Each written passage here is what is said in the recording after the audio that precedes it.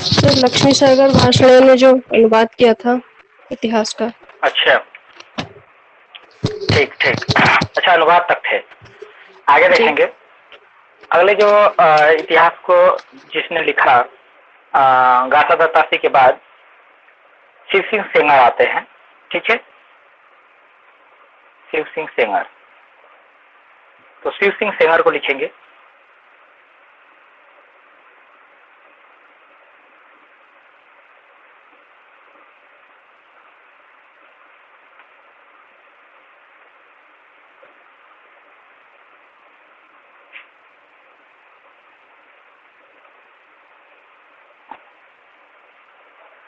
शिव सिंह सेंगर ये पुलिस विभाग में इंस्पेक्टर थे। क्या थे?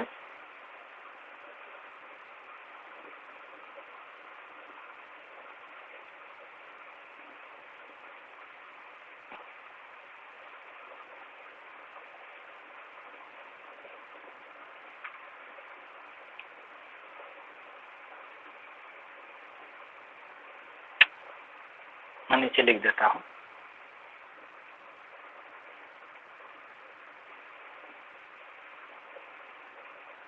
तो ये पुलिस विभाग में क्या थे? इंस्पेक्टर थे। इनकी जो रचना है, जो इतिहास ग्रंथ है,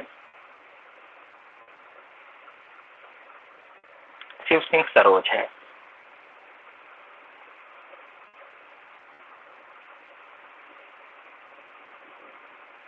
एक मिनट,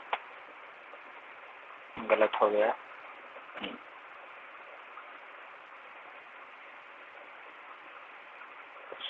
शिव सिंह सरोज। तो इनकी जो रचना है वो, उसका नाम शिव सिंह सरोज है। ये इतिहास ग्रंथ है जो दूसरे नंबर पर आता है। इसका प्रकाशन वर्ष अगर देखें, प्रकाशन वर्ष जो है 1883 ईस्वी। ठीक है, प्रकाशन वर्ष क्या है? 1883 ईस्वी। प्रथम प्रकाशन इसका जो है 78 में हो गया था। ठीक है, इसका जो प्रथम प्रकाशन है ये 1778 में ही हो गया था, लेकिन त्रुटिपूर्ण था। वो क्या था? उसमें त्रुटि रहा। तो ये लिख सकते हैं कोष्टक में करके, यहाँ लिख लीजिए कि प्रथम प्रकाशन 1878 ईस्वी में, यहाँ लिखेंगे प्रथम प्रकाशन 1878 ईस्वी में हुआ, परंतु त्रुटियां अधिक होने के कारण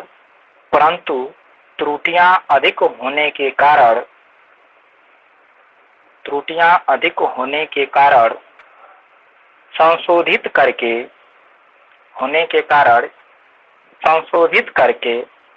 1883 ईस्वी में प्रकाशित किया गया। 1883 ईस्वी में प्रकाशित किया गया। तो आपको ध्यान रखना है, यही बताना है। ठीक है, 78 भी मिलता है तो 78 आप समझ लीजिए। 78 क्यों मिलता है? तो 78 इसलिए मिल जाता है क्योंकि 78 में एक बार प्रकाशित हुई थी, लेकिन बहुत त्रुटि थी इसमें। तो उस त्रुटि को क्या किया गया? सुधारा गया, और सुधारने के बाद उसको 1883 में प्रकाशित किया गया, और यही डेट सर्वमान्य है। ठीक है, आप समझ गए? तो कहीं कहीं आपको 1878 मिलेगा तो उसको लेकर परेशान नहीं होंगे। आप समझ गए कि 1878 में जो है ये त्रुटिपूर्ण रचना थी। ठीक है, फिर इसे सुधार लिया गया तो 1883 में संशोधित होकर के आया। तो वही जो है परफेक्ट टाइम है। कौन? 1883। प्रकाशक संस्था कौन है? यहाँ लिखेंगे प्रकाशक संस्था। ठीक है, कहां से ये प्रकाशित हुई थी?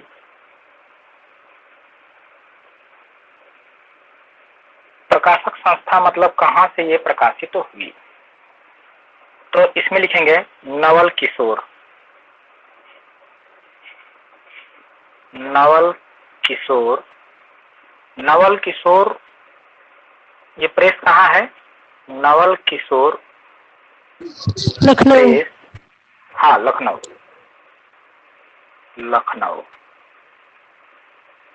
तो नवल किशोर प्रेस लखनऊ से ये क्या हुई थी, प्रकाशित हुई थी। ठीक है, तो शिव सिंह सेंगर की जो रचना है शिव सिंह सरोज, यह ग्रंथ नवल किशोर प्रेस लखनऊ से 1883 ईस्वी में प्रकाशित हुई। तो जब भी आपको प्रकाशन बताना है 1883 बताना है, लेकिन अगर कहीं लिखा मिले आपको कि 1878 भी है तो उसके लिए वहां पे हमने डेट लिखा दिया कि 1878 में वो त्रुटिपूर्ण थी, इसलिए उसको माना नहीं जाता है।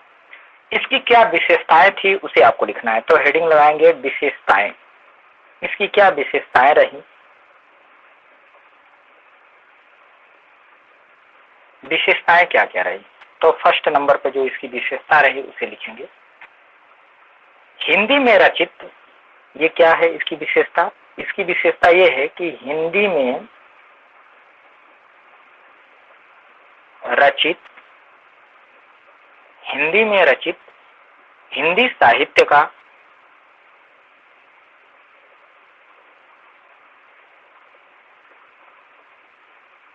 हिंदी में रचित हिंदी साहित्य का पहला इतिहास ग्रंथ है।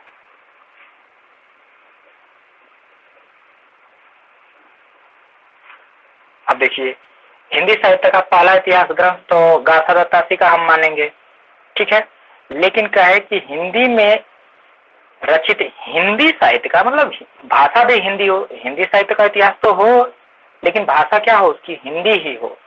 ठीक है, तो ऐसा पहला इतिहास ग्रंथ जो है शिव सिंह सरोज है। ठीक है, अगर पहला पूछता है तो आपको कौन बताना है, तब तो आपको गाथा दत्तासी का ही बताना है। ठीक है, दूसरी इसकी विशेषता क्या रही, दूसरी विशेषता वर्णानुक्रम पद्धति में रचित है। ये किस पद्धति में रचित है, वर्णानुक्रम पद्धति।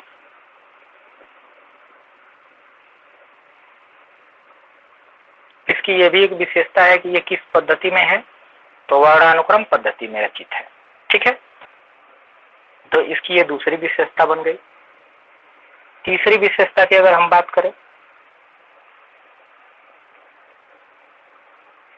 तो इसमें रचनाकारों की संख्या जो है,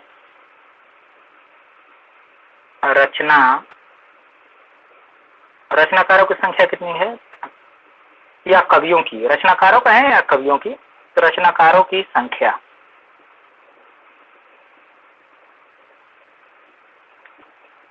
तो लिखेंगे 1003। ठीक है, कितना, 1003 है। तो रचनाकारों की संख्या या कवियों की संख्या अगर पूछे तो आपको 1003 बताना है। हिंदी के रचनाकार, अब यहाँ पे नीचे लिख लेंगे, इसमें हिंदी के कवि या हिंदी के रचनाकार,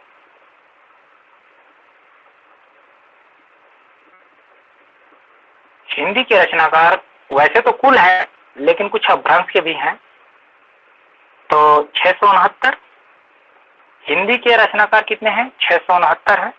और जो शेष बच गए कामा शेष अपभ्रंश के, शेष किसके हैं, अपभ्रंश के। जो शेष कवि बच रहे हैं तो टोटल 1003, उसमें से 669 तो हिंदी के हैं लेकिन शेष जो है अपभ्रंश भाषा के या अपभ्रंश के। ठीक है, हिंदी के रचनाकार 669 कामा शेष जो है अपभ्रंश के। ठीक है, इसकी जो चौथी विशेषता है, काल विभाजन का कोई प्रयास नहीं किया गया है, ये भी इसको लिख लीजिए। इसमें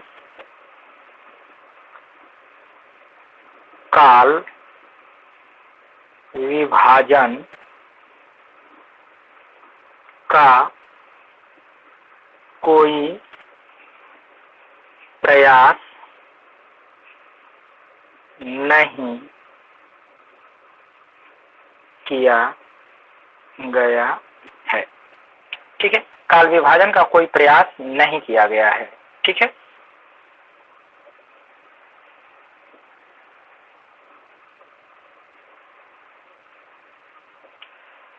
पांचवी विशेषता इसकी क्या है? तो जो इसकी पांचवी विशेषता है, हिंदी साहित्य का आरंभ ये कहां से मानते हैं? ये विशेषता है कि हिंदी साहित्य का आरंभ, हिंदी साहित्य का आरंभ 770 विक्रम संवत, 770 विक्रम संवत, या इसी को लिख सकते हैं 723 ईस्वी। क्या लिख सकते हैं? 723 ईस्वी। तो हिंदी साहित्य का आरंभ जो 70 विक्रम संवत से माना है, ठीक है, या उसी को लिख सकते हैं 723 ईस्वी से। तो ये 723 ईस्वी से जो है हिंदी साहित्य का शुरुआत मानते हैं कि आखिर हिंदी साहित्य मतलब हिंदी की रचनाएं कब से लिखे जा रही है, कब से शुरू माना जाए, तो बताया कि 723 ईस्वी से माना जाएगा, ठीक है। अगला जो इनके अगली जो विशेषता है, 6 हो गई ना, 7 देखेंगे। 7वीं जो विशेषता है कि हिंदी का प्रथम कवि, हिंदी का प्रथम कवि, हिंदी का प्रथम कवि पुष्य या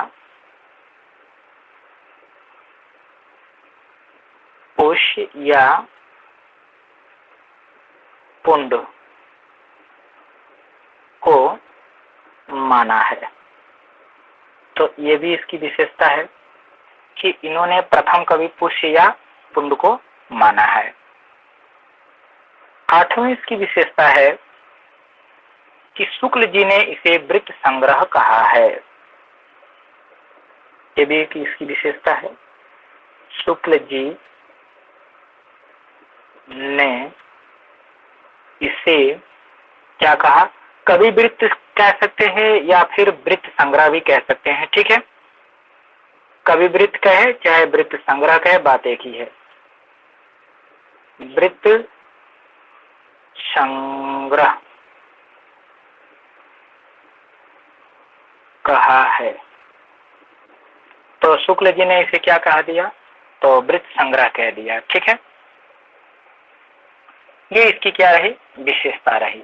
और इसमें कुछ नहीं है, बस इतना जानना है कि शिव सिंह सरोज 1883 ईस्वी में प्रकाशित हुई। कहाँ से? तो नवल किशोर प्रकाशक जो लखनऊ है उससे हुई। इसकी कुछ विशेषताएं रही कि ये हिंदी में रचित है। इसकी विशेषता ये है कि ये हिंदी में रचित है। अब तक हम जो इससे पहले वाले देखे थे वो फ्रेंच भाषा में था, और एक और देखे थे तो वो जो है उर्दू में था, मौलवी करमुद्दीन का, तो वो क्या था? उर्दू में था। ये हिंदी भाषा में, डायरेक्ट हिंदी भाषा में है, ठीक है। तो ये इसकी विशेषता हो गई। और ये वर्णानुक्रम पद्धति पर, तो इससे पहले वाला भी वर्णानुक्रम पद्धति पर, ये भी वर्णानुक्रम पद्धति पर, ठीक है। रचनाकारों की संख्या 1003 है, याद रखना है। ये नहीं, ये अगर भूल गया तो भी चलेगा कि हिंदी के कितने रचनाकार हैं, तो 669। इसमें पूछे तो इसमें एक प्रकार से सभी के सभी क्या है? हिंदी के ही। अपभ्रंश भी हिंदी में ही ऐड कर लिया जाता है। कहने का मतलब कि उर्दू वालों को बस अलग समझा जाता है, ठीक है। तो चूंकि उर्दू के इसमें है ही नहीं, केवल हिंदी के ही है और अपभ्रंश के हैं, ठीक है। इसके बाद काल विभाजन का कोई प्रयास उन्होंने बिल्कुल नहीं किया है। और हिंदी साहित्य का आरंभ इन्होंने 723 ईस्वी से स्वीकार किया। हिंदी का प्रथम कवि जो है पुष्य या पुंड को माना है, और शुक्ल जी ने इसे वृत्त संग्रह भी कह दिया है। तो कवि वृत्त संग्रह या फिर वृत्त संग्रह, ठीक है। हाँ बिल्कुल, दो नहीं 3 ग्रंथों को कहे हैं, ठीक है। अभी आप इनको भी पढ़ रहे थे, क्या है गाथा दत्तासी का, तो इनको भी उन्होंने कह दिया कि ये क्या है? वृत्त संग्रह है। इनको भी कह दिया वृत्त संग्रह है। ग्रियर्सन को भी बोल देंगे कि वृत्त संग्रह है, तो हाँ हो जाएगा। और यहाँ तक कि मिश्र बंधु के जो ग्रंथ है उनको भी वृत्त संग्रह, और उन्होंने छोटा बड़ा बता दिया थोड़ा साइज और आकार के हिसाब से, ठीक है। लेकिन क्या है सभी को। चलिए आगे देखते हैं। ग्रियर्सन अगले जो लेखक हैं, जो इतिहास लेखक ग्रियर्सन हैं, इनको देखते हैं। ग्रियर्सन,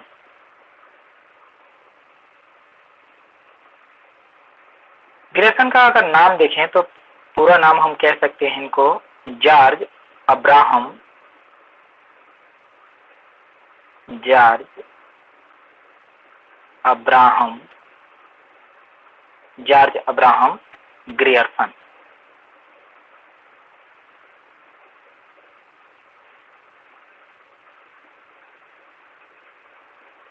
क्या है? George Abraham Grierson. ठीक है, तो जो अगले जो कवि हो गए या अगले जो लेखक हैं, इतिहास ग्रंथ लेखक, उनका नाम है जॉर्ज ग्रियर्सन। तो ग्रियर्सन कहिए या फिर जॉर्ज अब्राहम ग्रियर्सन कहिए, फिर या जॉर्ज ग्रियर्सन ही कहिए। तो ग्रियर्सन, कभी ग्रियर्सन लिखिए, जॉर्ज ग्रियर्सन भी लिख सकते हैं, तो जैसे लिखें कोई दिक्कत नहीं है। चलिए, इन्होंने जो इतिहास ग्रंथ लिखा, इन्होंने जो इतिहास ग्रंथ लिखा वो क्या है? तो इनका रचना देख लेते हैं। रचना का नाम है the modern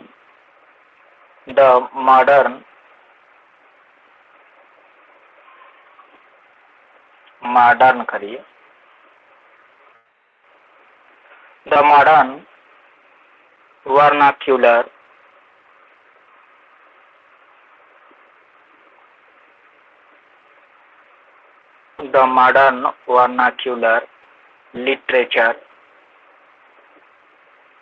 literature the modern vernacular literature of Hindustan.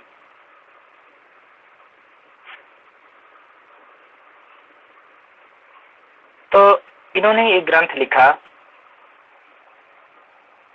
The modern vernacular literature of Hindustan.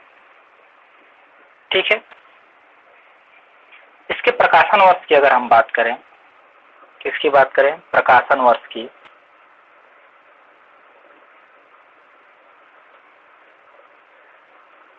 प्रकाशन वर्ष,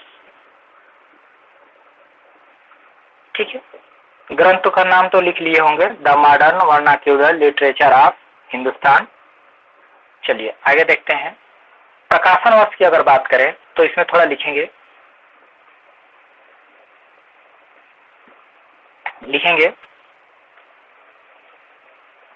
the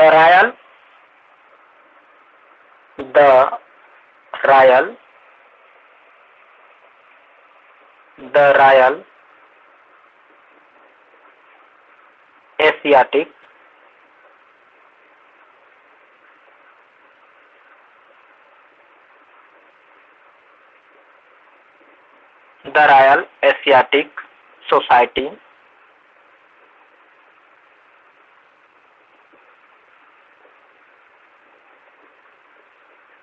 the Royal Asiatic Society of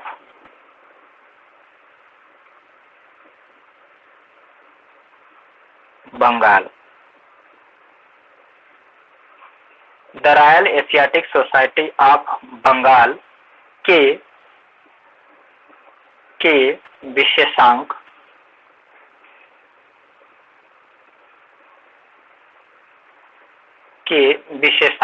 के रूप में 1888 ईस्वी 1888 ईस्वी में प्रकाशित हुई। 1888 ईस्वी में प्रकाशित हुई, जबकि आगे लिखेंगे 1888 ईस्वी में प्रकाशित हुई, जबकि पुस्तककार के रूप में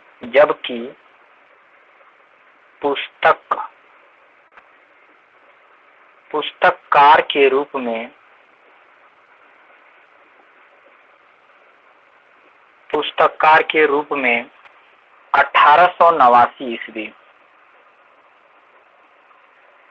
1889 ईस्वी में प्रकाशित हुई, 1889 ईस्वी में प्रकाशित हुई। आपको ये दोनों डेट मिलते होंगे, ये भी मिलता है और ये भी मिलता है, ठीक है, बात समझ रहे हैं। तो देखिए ये 1888 ईस्वी में जो है the Royal Asiatic Society of Bengal के विशेषांक के रूप में ये प्रकाशित हुई थी, लेकिन फिर इसको बाद में पुस्तक के रूप में प्रकाशित किया गया। कब? 1889 ईस्वी में एक पुस्तक के रूप में प्रकाशित किया गया, ठीक है, बात समझ गए। तो जब पुस्तक पूछेगा कि पुस्तकार के रूप में कब प्रकाशित, तो आपको 1889 बताना है, और विशेषांक के रूप में तो पहले प्रकाशित हो ही चुकी है। तो विशेषांक नाम दे करके पूछे तो 1800, अन्ना भी नाम दे तो भी आप 1888, लेकिन देख के डिसाइड के रूप में अगर ये बात कह करके पूछे तब आपको ये बता। तो इसके दोनों डेट हैं। आगे देखते हैं प्रकाशक संस्था। इसकी प्रकाशक संस्था कौन सी है?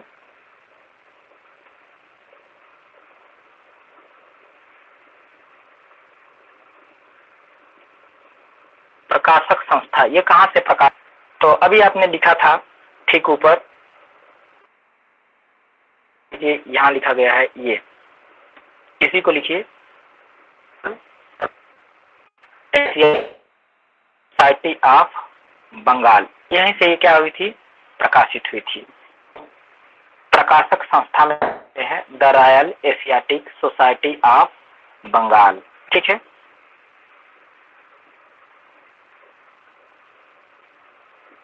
चलिए, तो प्रकाशक संस्था हो गई। इस ग्रंथ की विशेषता क्या रही है, किस लिए जानी जाती है? तो इसको लिखेंगे विशेषताएं। क्या इसकी विशेषता है? पहली विशेषता इसकी ये है कि यह अंग्रेजी भाषा में रचित है।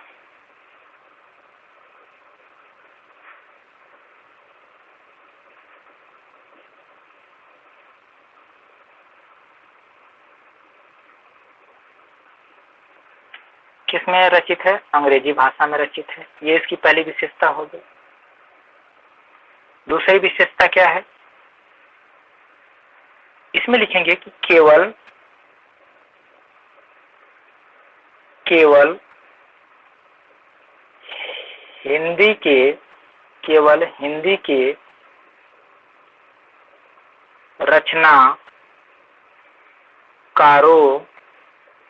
हिंदी के रचनाकारों को स्थान दिया गया है।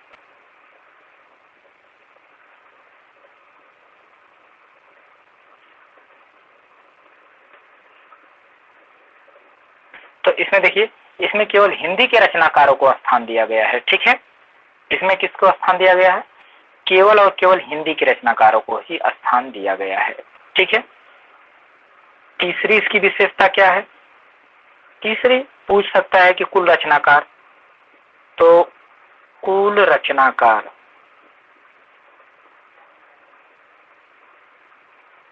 कुल जो रचनाकार हैं वो कितने हैं? तो 952, ठीक है। कुल रचनाकार कितने हैं? 952 है।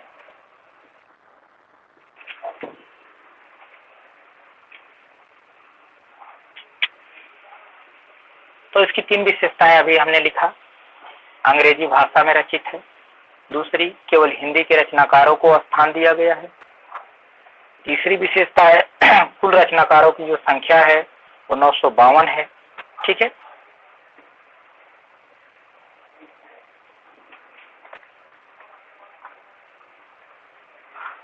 आगे लिखेंगे पांचवी अगर विशेषता की बात करें,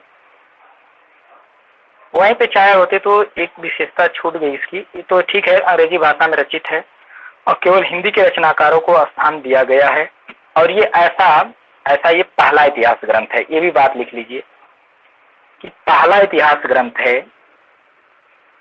हमको लग रहा है कि शायद ये 5वां नंबर पर होगा। पहला इतिहास ग्रंथ है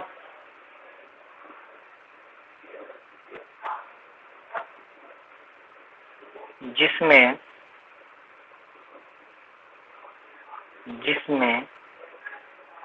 केवल हिंदी के रचनाकारों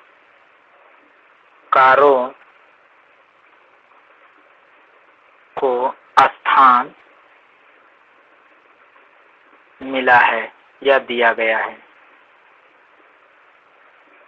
तो अभी आपने देखा कि इससे पहले जो हमने ग्रंथ पढ़ा शिव सिंह सेंगर का, उसमें हमने देखा कि उसमें अपभ्रंश के भी कवि शामिल थे, अपभ्रंश के भी रचनाकार क्या थे, शामिल थे।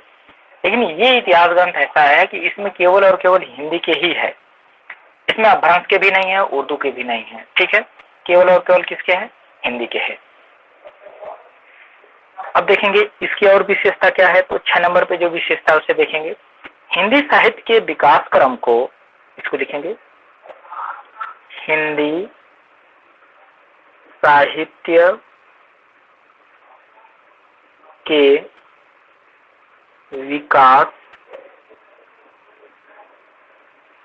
क्रम को, हिंदी साहित्य के विकास क्रम को 11 युगों में, देखिए कहीं कहीं 12 लिखा रहता है, कंफ्यूज नहीं होंगे। ठीक है, जो लिख रहे हैं वही लिखेंगे। 11 युगों में बांटा है, जबकि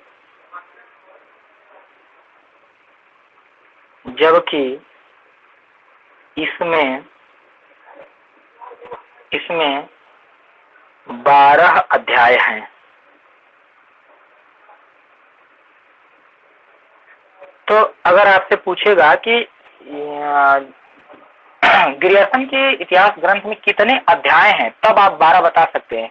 लेकिन वो पूछे कितने भागों में बांटा है, तो आप 11 बताएंगे। ठीक है, बात समझ गए। अध्याय, चैप्टर, उनका जो चैप्टर है वो 12 है। ठीक है, जो अध्याय है वो कितने हैं, 12 हैं। लेकिन युग की बात किया जाए कि कितने युगों में हिंदी साहित्य के इतिहास को कितने युगों में बांटे हैं, तब आपको 11 ही बताना है। ठीक है, अध्याय पूछे तो 12 बता सकते हैं, लेकिन कितने युगों में बांटा है तो आप 11 बताएंगे। ठीक है, 11 युगों में बांटे हैं। और कितने अध्याय हैं, तो 12 अध्याय। तो अध्याय नहीं पूछता है, आपसे पूछेगा क्या, ये पूछता है। ठीक है, अध्याय नहीं पूछता है। ध्यान रखेंगे कि अध्याय, आपसे अध्याय नहीं पूछा जाता है, आपसे युग ही पूछा जाता है। आप कंफ्यूज होकर के 12 बता देते हैं। ठीक है, 12 क्या है, अध्याय है। अब देखेंगे आगे। यह पहला इतिहास ग्रंथ है, ये 7 नंबर पे होगा शायद। पहला इतिहास ग्रंथ, पहला इतिहास ग्रंथ, पहला इतिहास ग्रंथ जिसमें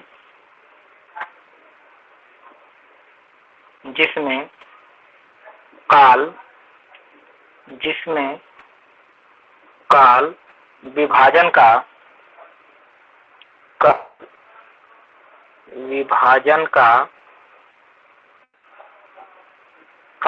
का प्रयास किया गया है। मतलब इससे पहले काल विभाजन ही किया गया था। तो काल विभाजन का प्रयास किसने किया, तो जॉर्ज ग्रियर्सन ने किया। ये इसकी 7वीं विशेषता है। 8वीं विशेषता की अगर बात करें तो शुक्ल जी ने इसके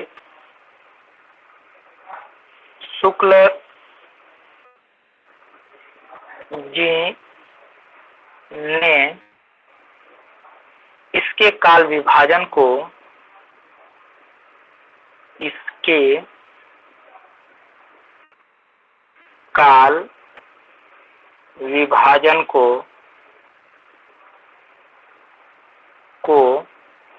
काल विभाजन न मानकर, काल विभाजन न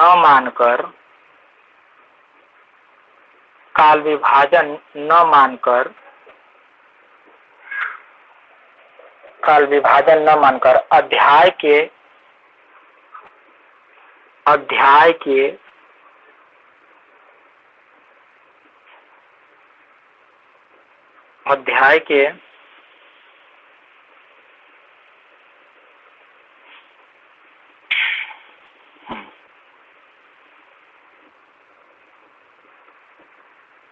अध्याय के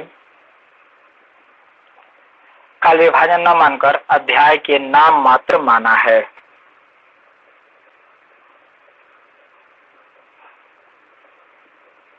ये कहते हैं शुक्ल जी कि ये ऐसा कोई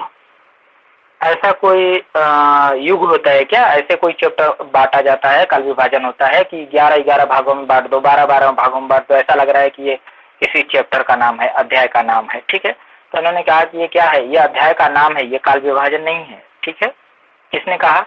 शुक्ल जी ने कहा। ठीक है, लेकिन अगर पूछे ग्रियर्सन ने कितने भागों में बांटा तो आप 11 बताएंगे, अगर पूछे कितने अध्याय हैं तो आप 12 बताएंगे। लेकिन शुक्ल जी ने इनके काल विभाजन को क्या कहा है, तो अध्याय नाम मात्र कहा है। ठीक है, अध्याय के नाम मात्र मतलब बताएं कि वो काल विभाजन नहीं बल्कि क्या है, एक अध्याय है। ठीक है, तो ये इसकी क्या रही, विशेषता रही। इसकी उपलब्धियां क्या है, आखिर ये तो इसकी विशेषता रही, इसने कुछ उपलब्धि लाया, इससे कुछ हमको मिला, मतलब जो सही सही चीजें मिली वो क्या है, तो उसी को हम उपलब्धियां कहते हैं। यानी कुछ विशेषता इसकी जो स्पेशल सही थी। ठीक है, जो क्या वह विशेषता जो सही थी, सही मायने में आज भी उसको स्वीकार किया जाता है। ठीक है, वो उपलब्धियां क्या थी, उसी को उपलब्धियां कहते थे। तो देखेंगे उपलब्धियां, ये भी एक प्रकार से विशेषता ही होती है, लेकिन ये जो है सत्य होती हैं। ठीक है, जैसे हम विशेषता कह दिए तो इन्होंने काल विभाजन किया है 11 भाग में, तो ये तो इसकी विशेषता है, लेकिन ये उपलब्धि नहीं है ना, इसको कोई माना ही नहीं। तो उपलब्धि का मतलब कि वो जो सत्य है, इस इतिहास ग्रंथ में क्या है, सत्य हो, तो उसे लिखेंगे उपलब्धि।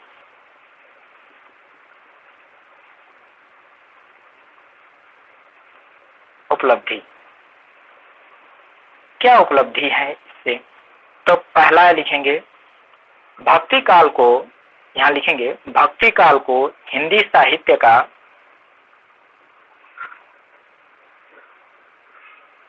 भक्ति काल को हिंदी साहित्य का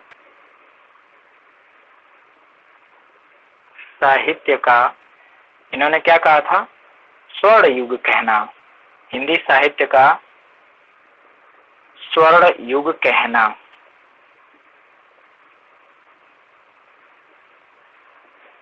स्वर्ण युग कहना, ये इसकी विशेष उपलब्धि हो गई। भक्ति काल को इन्होंने क्या कहा था, स्वर्ण युग कहा था। तो प्रश्न बनता है हिंदी साहित्य के किस युग को स्वर्ण युग कहा गया है, तो भक्ति काल को। किसने कहा, शिव सिंह सेंगर ने कहा। ठीक है, किसमें कहा गया, शिव सिंह सरोज में कहा गया है। चलिए आगे देखते हैं, दूसरी इसकी उपलब्धि क्या है। किशोरी लाल गुप्त ने डॉक्टर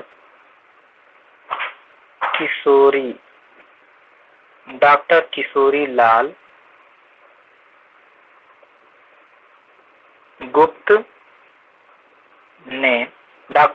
लाल गुप्त ने इसे सही अर्थों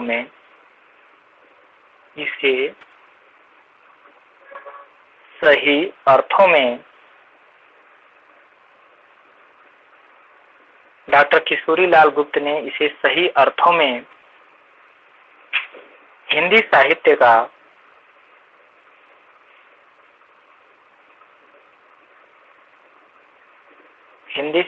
का पहला इतिहास ग्रंथ कहा है।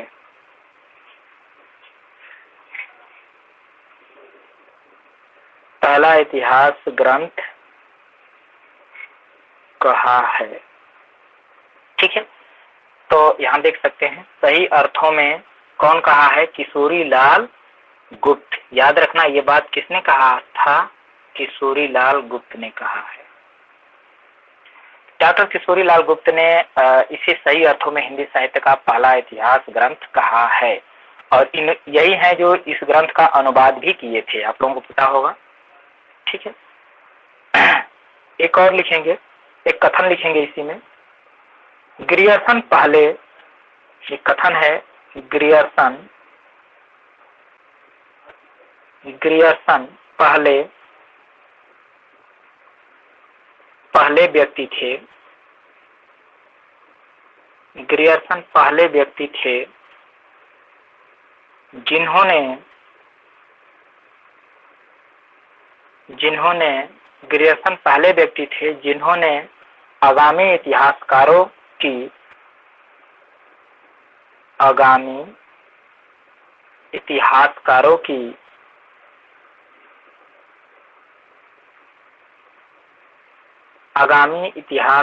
की राह प्रशस्त की। किसका कथन है बताएंगे? राह प्रशस्त की। कथन किसका है? नहीं पता, चलिए लिखेंगे। यह जो बात कही, यह कथन है राम स्वरूप चतुर्वेदी का। राम स्वरूप चतुर्वेदी, ठीक है। राम स्वरूप चतुर्वेदी। ग्रियर्सन पहले व्यक्ति थे जिन्होंने आगामी इतिहासकारों की राह प्रशस्त की, ठीक है। राम स्वरूप चतुर्वेदी ने ये बात कहा, ठीक है। ग्रियर्सन ने एक भूल की थी, उस भूल को लिखते हैं। क्या उन्होंने भूल किया था? तो ये क्या नंबर पे था? दूसरा होगा, तीसरा ये हो गया, ठीक है। तो चौथा यहाँ कर लीजिए। इन्होंने एक भूल की थी, उसे देखते हैं। सबसे बड़ी भूल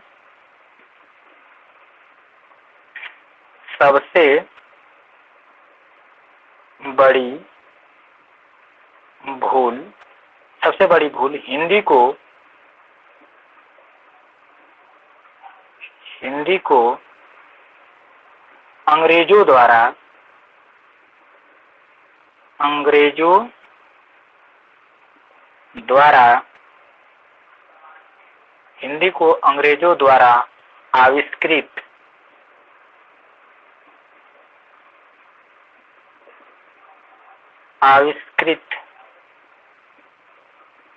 भाषा मानना। इन्होंने कहा कि जो हिंदी भाषा है ना, वो अंग्रेजों ने उसका आविष्कार किया है। हिंदी भाषा का किसने आविष्कार किया? तो अंग्रेजों ने। यही इनकी एक भूल थी, ठीक है। तो सबसे बड़ी भूल हिंदी को अंग्रेजों द्वारा आविष्कृत भाषा मानना, यही इनकी क्या थी? भूल थी, ठीक है। तो ये इसकी उपलब्धियां हो गई। इनके ग्रंथ का अनुवाद किसी ने किया था, उसे आप लिख लीजिए।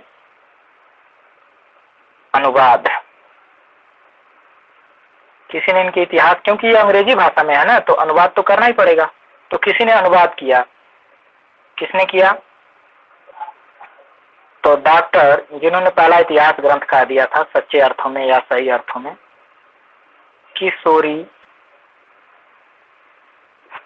डॉक्टर किशोरी लाल गुप्त। डॉक्टर किशोरी लाल गुप्त, इन्होंने किस नाम से अनुवाद किया था? तो जब अनुवाद किया तो नाम दिया हिंदी साहित्य का प्रथम इतिहास। हिंदी साहित्य का प्रथम इतिहास इसको नाम दिए थे, ठीक है। हिंदी साहित्य का प्रथम इतिहास नाम से इन्होंने क्या कर दिया? अनुवाद कर दिया। कब किया था? तो रचना काल इसका लिख सकते हैं 1957 में। 1957, ठीक है। 1957 ईस्वी। तो रचना काल इसका क्या हो गया? 1957 ईस्वी में। यानी डॉक्टर किशोरीलाल गुप्त ने जॉर्ज ग्रियर्सन के इतिहास ग्रंथ the modern vernacular literature of Hindustan को हिंदी साहित्य का प्रथम इतिहास नाम से अनुवाद कर दिया है, ठीक है। कब किया? 1957 ईस्वी में, ठीक है। अगले जो इतिहास ग्रंथ हैं, या इतिहास ग्रंथ, अगला जो इतिहास ग्रंथ है वो है मिश्र बंधु विनोद। किसने लिखा? तो मिश्र बंधुओं ने लिखा, ठीक है। तो इनको लिखेंगे अब, उनका पूरा हो गया, अब देखेंगे इनको। मिश्र बंधु,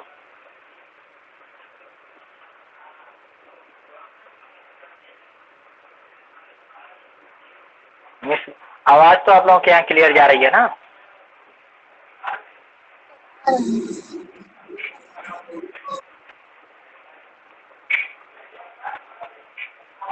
आ रही है सर। ठीक है। इसमें भी कट रहा है क्या? कट जा रहा है, फिर ज्वाइन हो रहे हैं, फिर कट रहा है, फिर ज्वाइन हो रहा है, ऐसी समस्या बन रही है?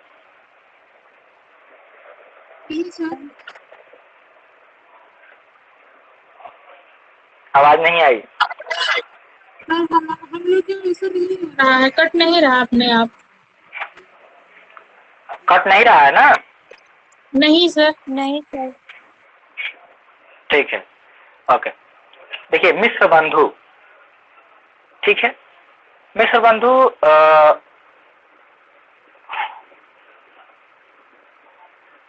अच्छा नेटवर्क प्रॉब्लम है, ठीक है, कोई बात नहीं। यहाँ देखेंगे मिश्र बंधु, जब नेटवर्क प्रॉब्लम है तो आप लोग फिलहाल तो देखते रहिए, अगर छूट जाता है तो आप दोबारा भी देख सकते हैं। और देखिए कहाँ पे, यूट्यूब पे देखते रहिए, ठीक है। चलिए, मिश्र बंधु जो थे ये 3 भाई थे, ठीक है। मिश्र बंधु क्या थे? 3 भाई। तो यहाँ लिख सकते हैं, नहीं, मिश्र बंधु जो 4 भाई थे, सॉरी, कितने लिखेंगे? 4 भाई। तो लिखेंगे, और 3 जो है साहित्य से जुड़े थे, याद रखना। 3 क्या थे? साहित्य से जुड़े थे, और चौथा जो है वो साहित्य से नहीं जुड़ा था, ठीक है। तो मिश्र बंधु कहने से केवल 3 ही लोग आते हैं, चौथा नहीं आता है, ठीक है। बात समझ गए ना? ये जो मिश्र बंधु शब्द आया है केवल 3 लोगों के लिए प्रयोग किया गया है, जो साहित्य में शामिल थे या साहित्य से जुड़े हुए थे, ठीक है, जो लेखक थे। और एक जो है वो लेखक नहीं थे, तो वो इसमें ऐड नहीं किए जाते हैं। लेकिन मिश्र बंधुओं से पूछा जाए कितने भाई हैं, तो उनकी तो संख्या 4 थी, लेकिन चौथे से कोई मतलब ही नहीं है, आपको बस 3 ही बताना है और 3 ही जानना है, ठीक है। आप समझ गए?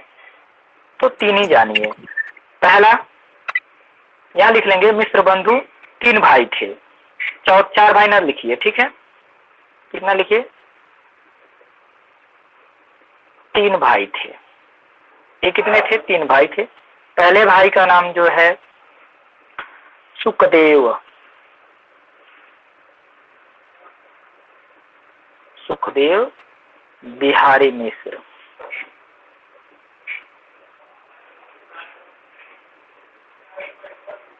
सुखदेव बिहारी मिश्र।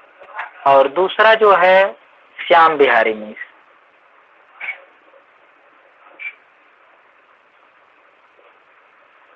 श्याम बिहारी मिश्र। और जो तीसरा है गणेश बिहारी मिश्र।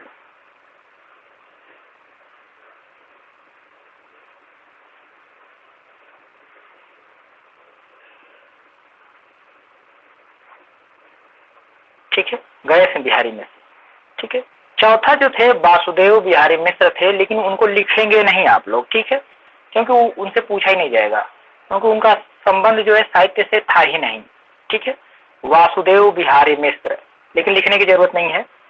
अगर चाहते हो कहीं लिखना तो ऐसे लिख सकते हैं कोष्टक में, लेकिन आपको जब भी पूछे तो संख्या 3 ही बताना। क्यों 3 बताना? क्योंकि वो पूछेगा जो साहित्य से जुड़े हैं, ठीक है, वही इसमें आते हैं। मिश्र बंधु में वही आते हैं जो साहित्य से जुड़े हुए हैं, जो साहित्य में नहीं जुड़े हैं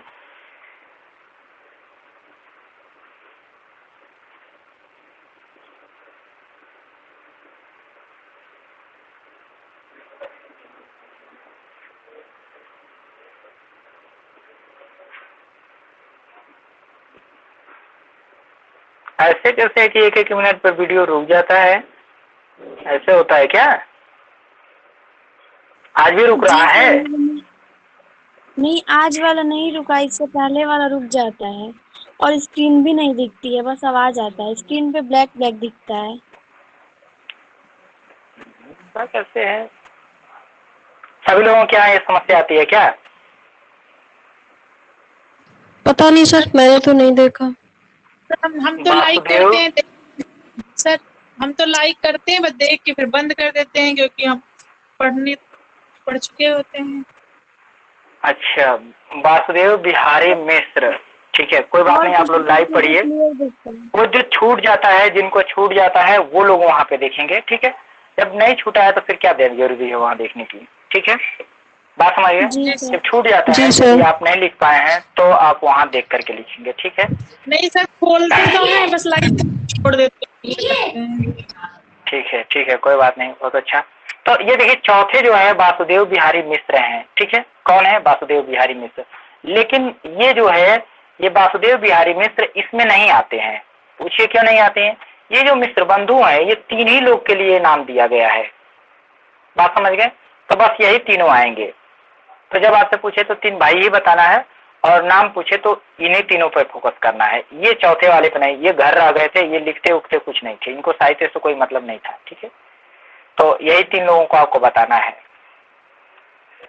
बात समझ गए। अब देखेंगे, हाँ, इनकी रचना देखिए। अब इन्होंने रचना क्या लिखा है, यानी इतिहास ग्रंथ इनका क्या है रचना। तो रचना का नाम है मिश्र बंधु विनोद। रचना का जो नाम है वो है मिश्र बंधु विनोद, ठीक है। और यह रचना जो है 4 भागों में आई। यहाँ लिखेंगे कितने? 4 भाग। कितने भाग? 4 भाग हैं। तो मिश्र बिंदु विनोद के कितने भाग हैं? 4 भाग हैं, ठीक। प्रथम 3 भाग कब आया था बताएंगे? प्रथम 3 भाग 1913 में। हाँ ठीक, 1913 ईस्वी में। जो प्रथम 3 भाग है 1913 में आया था। और चतुर्थ या अब लिख करके अंतिम भाग ये कब आया? 1934 में। ठीक, 1934 ईस्वी में। तो देखिए, मिश्र बंधु विनोद 4 भागों में। पूछेगा कितने भाग? 4 भाग आपको बताना है, ठीक है। प्रथम 3 भाग 1913 में आ गया, और चतुर्थ यानी अंतिम भाग जो है 1934 ईस्वी में आया, ठीक है। अब बात करें इसकी प्रकाशक संस्था, ये प्रकाशित कहां से हुई?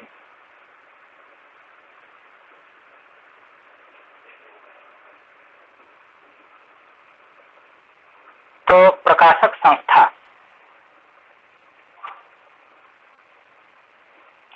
तो प्रकाशक संस्था जो है नागरी प्रचारी सभा।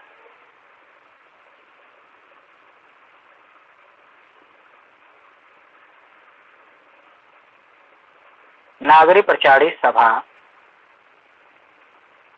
काशी से। नागरी प्रचारी सभा काशी से ये प्रकाशित हुई थी। तो अगर आपसे पूछे कि मिश्र बंधु विनोद कहाँ से प्रकाशित हुई थी, तो आपको बताना है नागरी प्रचारी सभा काशी से प्रकाशित हुई थी, ठीक है। इसके प्रकाशन के कई कारण है। ये इतना लंबा, इतना बड़ा ग्रंथ क्यों बन गया था, तो अभी हम बताते हैं क्यों बना था, कुछ विशेषता है। इससे पहले आप ये लिख लीजिए, कुल रचनाकार। इसमें कुल रचनाकार यानी कुल कवि कितने हैं?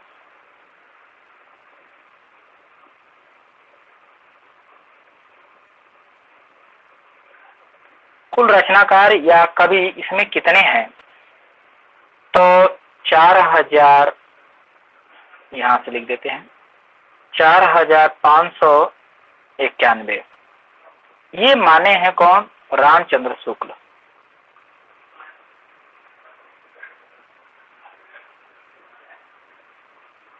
रामचंद्र शुक्ल। नागेंद्र भी माने हैं, ठीक है। तो इतना ही लिखिए, रामचंद्र शुक्ल के अनुसार। बहुत लोग मान लिए, अब इनकी बात को स्वीकार कर लिए, तो बाद में जो मानते हैं उनको नहीं माना जाता है। लेकिन एक लोग और माने हैं, 4596 माना है, और ये राम स्वरूप चतुर्वेदी ने माना है। राम स्वरूप चतुर्वेदी। तो ध्यान देना, आपको सही कौन है और कौन आप बताएंगे तो इस पर ट्रिक लगा लीजिए। यहाँ लिख दीजिए सर्वमान्य मत। क्या लिखेंगे? सर्वमान्य मत। इसको शुक्ल जी वाला को।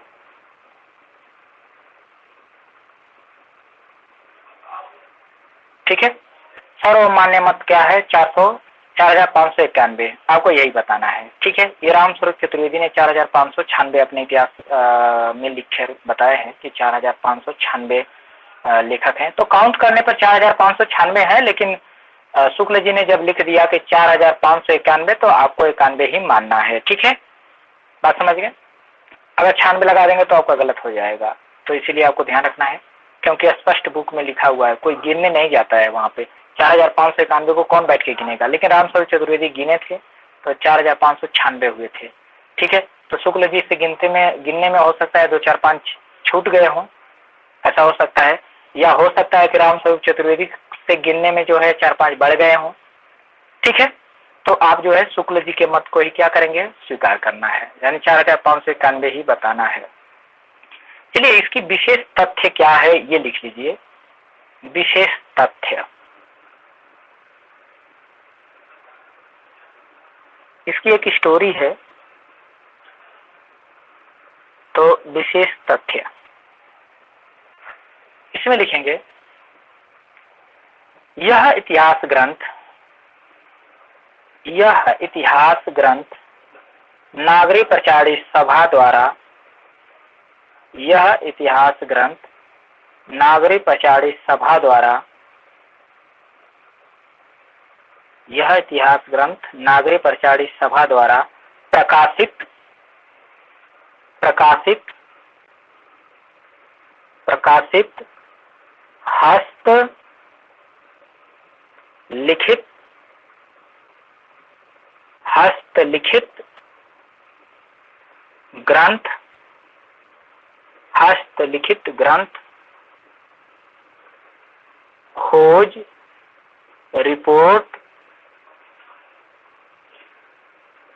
ग्रंथ खोज रिपोर्ट समिति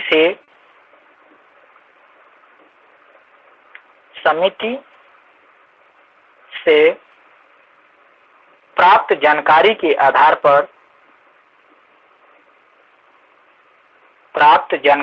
आधार पर लिखा गया है। फिर से समझ लीजिए, यह इतिहास ग्रंथ नागरी प्रचारी सभा द्वारा प्रकाशित हस्तलिखित ग्रंथ खोज रिपोर्ट समिति से प्राप्त जानकारी के आधार पर लिखा गया है। यही कारण है कि ये बड़ा इतिहास ग्रंथ बन गया है। ठीक है, क्योंकि जो नागरिक प्रचारी सभा है उसने एक कार्य शुरू किया था। तो कार्य क्या शुरू किया कि जितने ग्रंथ है इतिहास कवियों के जो ग्रंथ हैं, घर में हो चाहे लाइब्रेरी में हो चाहे कहीं भी पड़ी हो, उसको खोजने का कार्य किया। किसने? नागरिक प्रचारी सभा ने कुछ लोगों की समिति बनाई और बता दिया कि आप लोग जो है पुराने इतिहास ग्रंथों को या पुरानी रचनाओं को क्या करिए, हिंदी की पुरानी रचनाओं को आप ढूंढ के लाइए। ठीक है, उसे ढूंढिए। तो ये खोज कार्य क्या हो गया? शुरू हो गया। और खोज कार्य से शुरू हुआ तो कोई कुछ ग्रंथ लाता, कोई कुछ ग्रंथ लाता, और ला करके क्या होता, नागरिक प्रचारी सभा से उसको प्रकाशित कर दिया जाता, उसको प्रिंट करा दिया जाता। बात समझ गए?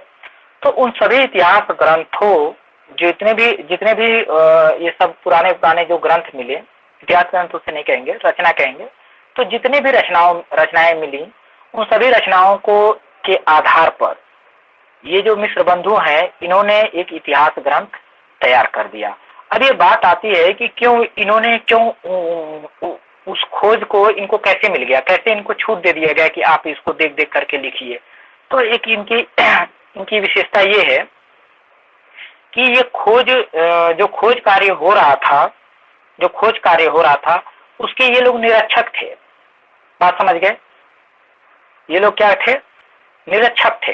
जो समिति बनी थी खोजने के लिए, उस समिति के क्या थे? निरीक्षक थे। तो जब वो कोई ढूंढता था, इनके जो सदस्य होते थे, अगर कोई रचनाएं जो है या कोई कहीं से ढूंढ करके कोई रचना लाते थे, तो ये निरीक्षक आते थे कि ये सच में ये वास्तव में लिखी गई है या बाद में लिखी गई है, मतलब उसका निरीक्षण देख करते थे कौन? मिश्र बंधु। तो सभी नहीं करते थे, उसमें से 2 लोगों ने किया है।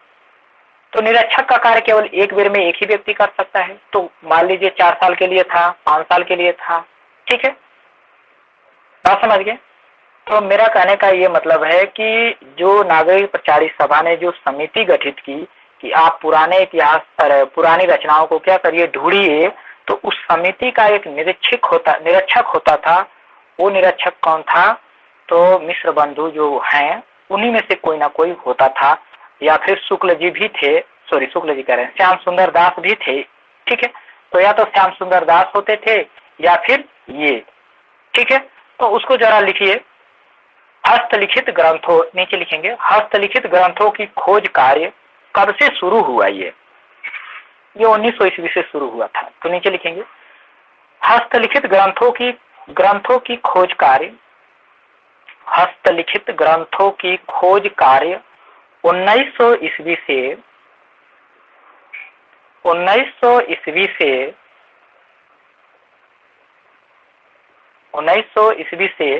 आरंभ होकर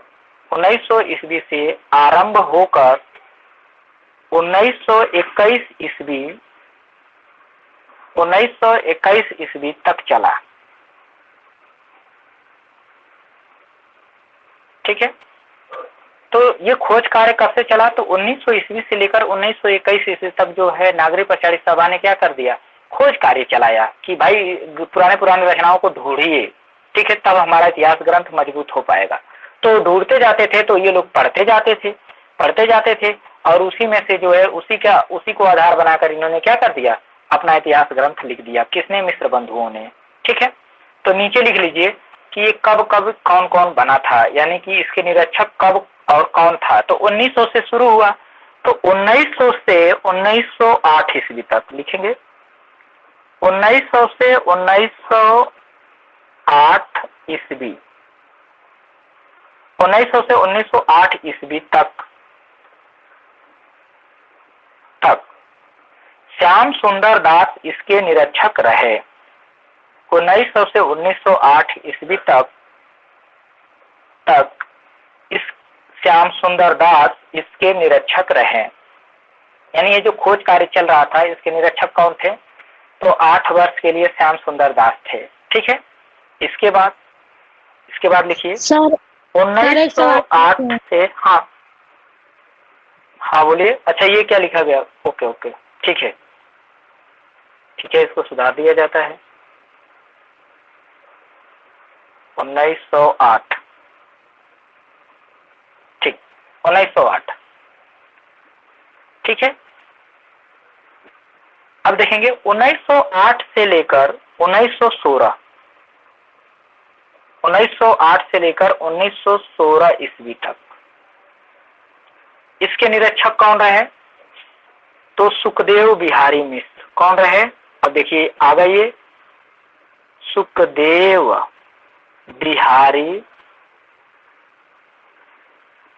बिहारी मिश्र। और यहाँ कौन था? श्याम सुंदर दास। तो यहाँ श्याम सुंदर दास थे निरीक्षक, और यहाँ कौन हो गया? 1908 से 1916 ईस्वी तक सुखदेव बिहारी मिश्र इसके निरीक्षक रहे, ठीक है। तो 21 तक चला है ना, तो 1916 से कौन रहेगा? तो 1916 से 1921 ईस्वी तक, ठीक है। श्याम बिहारी मिश्र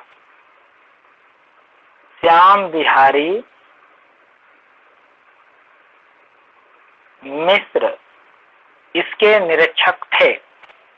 श्याम बिहारी मिश्र इसके क्या थे? निरीक्षक थे। क्या थे?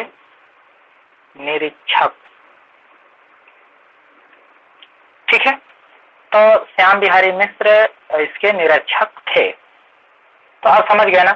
देखिए, अब खोज कार्य नागरिक प्रचारित सभा ने क्या किया था? ग्रंथों को खोज रही थी, हस्तलिखित ग्रंथों को खोज रही थी। तो खोज कर लाती थी, तो ये लोग क्या करते थे? उसका निरीक्षण करते थे कि सही है, गलत है, क्या उसमें होना चाहिए, कहीं फोटोकॉपी तो नहीं ना है, मतलब या त्रुटि तो नहीं ना है, या किसी ने बाद की तो नहीं ना रचना है, पहले की रचना है, कब की है, तो ये सब ये लोग निरीक्षण करते थे, जो भी करते होंगे। ठीक है। तो इन्हीं की देखरेख में वो क्या होती थी, खोज कार्य होता था। कहने का मतलब यही है कि इन्हीं की देखरेख में वो खोज कार्य हो रहा था। तो इसलिए इनको रचनाओं का जो है भंडार मिल गया, और उन्हीं रचनाओं से बहुत सारे कवि खोज मिल गए, बहुत सारे रचनाएं मिल गई। इसीलिए इनके कवियों की संख्या इनके इतिहास ग्रंथ में क्या हो गई, ज्यादा हो गया है। ठीक है, बात समझ गए। इस इतिहास ग्रंथ की कुछ विशेषता है, उस विशेषता को देखते हैं, क्या इसकी विशेषता रही है। तो लिखेंगे विशेषताएं।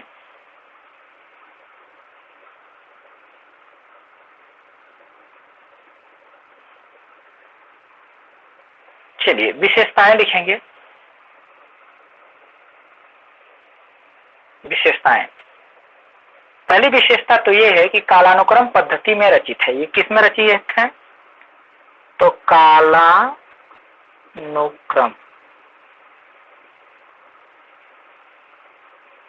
पद्धति में रचित है।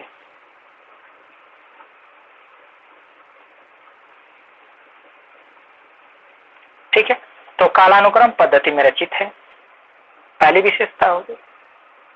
दूसरी विशेषता क्या है, पहला इतिहास ग्रंथ है, लिखेंगे इसमें, पहला इतिहास ग्रंथ है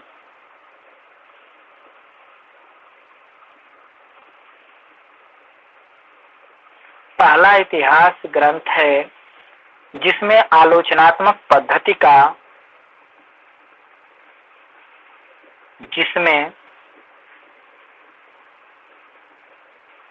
आलोचनात्मक, यहाँ डैश कर देते हैं, आलोचनात्मक पद्धति का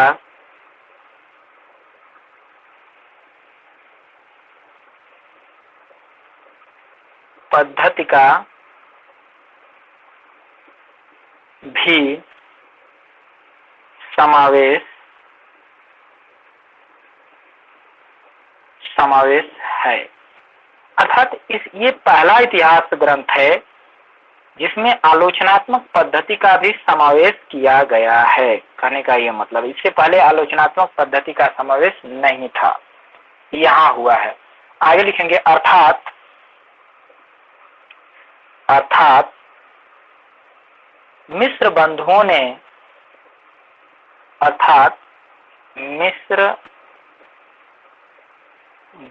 ने कवियों की श्रेणियां बताई है, कवियों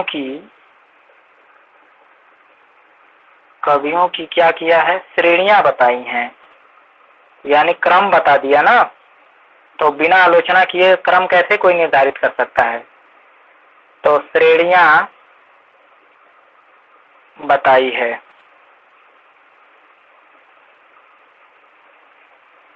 इन्होंने कवियों को 3 श्रेणियों में बांटा है, चाहे ऐसे लिख सकते हैं, इन्होंने कवियों की 3 श्रेणियां बताई हैं, ऐसे लिख लीजिए, इन्होंने कवियों की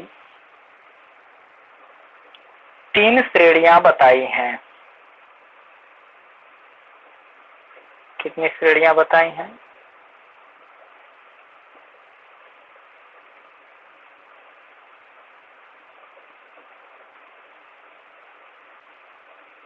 तो इन्होंने 3 श्रेणियां बताई है। तो कौन कौन सी श्रेणियां हैं उनको लिख लीजिए नीचे। इन्होंने कवियों की 3 श्रेणियां बताई है, तो वो तीनों श्रेणी क्या है। पहली श्रेणी है उत्तमा, उत्तम लिख लीजिए, उत्तम, एक उत्तम श्रेणी। दूसरी श्रेणी इन्होंने बताया मध्यम श्रेणी, यानी कवियों को बांट दिए, उत्तम कैटेगरी के हैं, मध्यम कैटेगरी के हैं। ठीक है, ऐसे उन्होंने क्या कर दिया, बांट दिया। और क्या बांट दिया, सामान्य।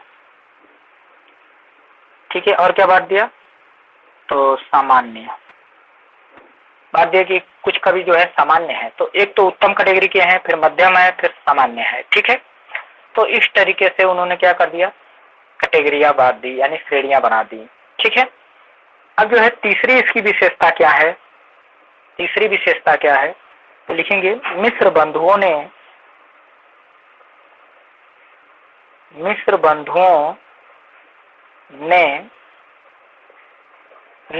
हिंदी के विकास काल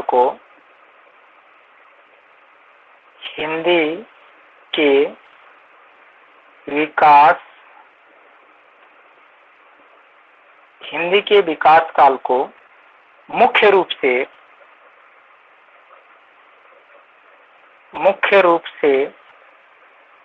5 भागों में बांटा है। ये प्रश्न बन सकता है, कितने भागों में बांटा है? तो 5 भागों में। 5 भागों में बांटा है, ठीक है, 5 भागों में बांटा है तथा उपविभाजन सहित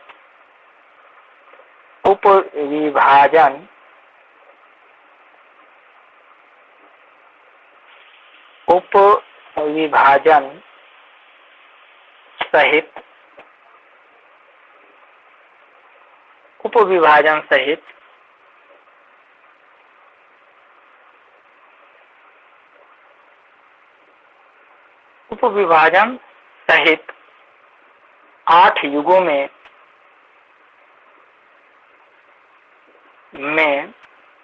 बांटा है। तो अगर आपसे पूछे कि मिस्र बंधुओं ने अपने इतिहास ग्रंथ को कितने भागों में बांटा है, तो आप बताएंगे 5 भागों में। कितने बताएंगे? 5 भागों में, ठीक है, बात समझ गए। लेकिन अगर कहे कि उप विभाजन सहित कुल कितने युगों में बांटा है, तब आप बताएंगे कि 8 भागों में बांटा है या 8 युगों में बांटा है। लेकिन आपसे अगर पूछे कि कितने भागों में बांटा गया है, पहले पूछ दे, उप विभाजन का बात ना करे, तो आपको बस 5 ही बताना है, ठीक है, बात समझ गए। क्योंकि मुख्य रूप से है ना, मुख्य रूप से 5 भागों में बांटा है, तो आपको बस यही बताना है, मुख्य रूप से 5 भागों में बांटा है। यही आपका सही आंसर है, ठीक है। लेकिन अगर संपूर्ण पूछ दे, उप विभाजन सहित पूछ दे, तब आप 8 बता सकते हैं। लेकिन आपको बताना कितना है? 5 ही बताना है, ठीक है। चौथा देखेंगे, इस इतिहास ग्रंथ को शुक्ल जी के इतिहास ग्रंथ का उपजीव्य या आधार ग्रंथ माना जाता है। देखिए ये प्रश्न बन गया। यहाँ से प्रश्न ऐसे बन सकता है, किस इतिहास ग्रंथ को शुक्ल जी के इतिहास ग्रंथ का उपजीव्य माना जाता है, ठीक है। तो लिखिए, इस इतिहास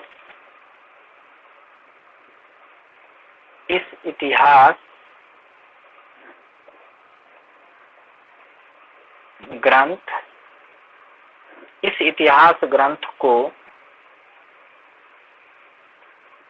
शुक्ल जी के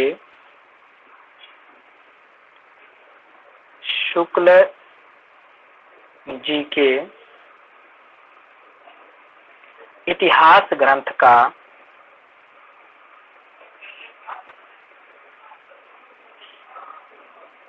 शुक्ल जी के इतिहास ग्रंथ का उपजीव्य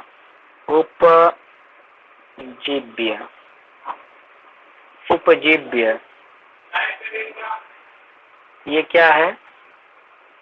ये उपजीव्य है,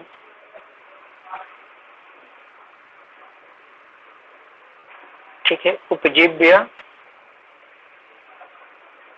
गलती हो गया, हाँ, उपजीव्य या आधार ग्रंथ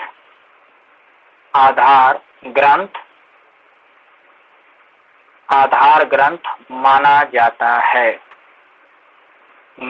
जाता है। यहाँ लिख सकते हैं, इतिहास ग्रंथ का आधार उपजीव्य या आधार ग्रंथ माना जाता है, ठीक है। अगली जो इसकी विशेषता है से लिखेंगे, आचार्य विश्वनाथ प्रसाद मिश्र ने आचार्य विश्वनाथ प्रसाद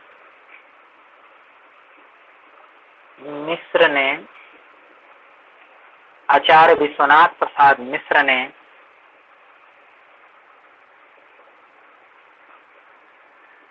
मिश्र बंधु विनोद मिस्र बंधु विनोद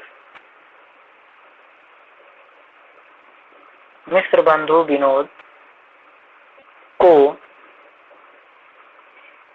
हिंदी साहित्य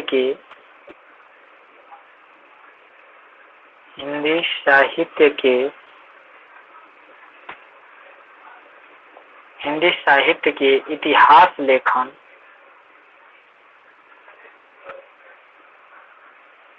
इतिहास लेखन का प्रस्थान बिंदु कहा है। अब देख लीजिए, प्रश्न ये बन सकता है कि आचार्य विश्वनाथ प्रसाद ने किस इतिहास ग्रंथ को इतिहास लेखन का प्रस्थान बिंदु कहा है। ठीक है, प्रश्न ऐसे बन सकता है। तो किसको कहा है? मिस्र बंधु विनोद को। ठीक है, या ऐसे प्रश्न बन सकता है कि मिस्र बंधु विनोद को हिंदी साहित्य के इतिहास लेखन का प्रस्थान बिंदु किसने कहा? तो आचार्य विश्वनाथ प्रसाद मिश्र ने। ठीक है, बात समझ में आया? जी सर। इन्होंने इसको क्या कह दिया? प्रस्थान बिंदु कह दिया। तो ये आपको ध्यान रखना है।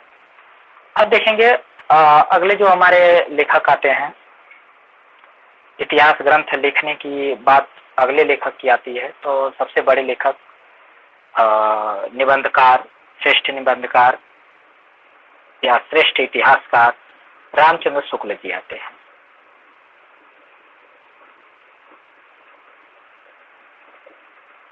राम आचार्य लगा लीजिए आगे, आचार्य राम चंद्र शुक्ल, आचार्य रामचंद्र शुक्ल। ठीक है, आचार्य रामचंद्र शुक्ल। एक हिस्ट्री लिखिए, इतिहास पहले लिख लीजिए, इनकी रचना क्या है पहले तो रचना लिख ही लीजिए। रचना हिंदी साहित्य का इतिहास, हिंदी साहित्य का इतिहास, ये इनकी रचना है, यानी इनका इतिहास ग्रंथ है। प्रकाशन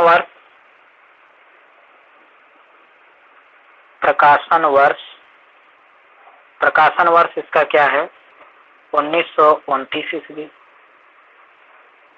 ठीक है, 1929 ईस्वी। प्रकाशक संस्था लिख लेंगे, प्रकाशक संस्था।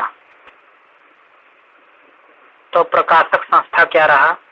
तो नागरी प्रचारणी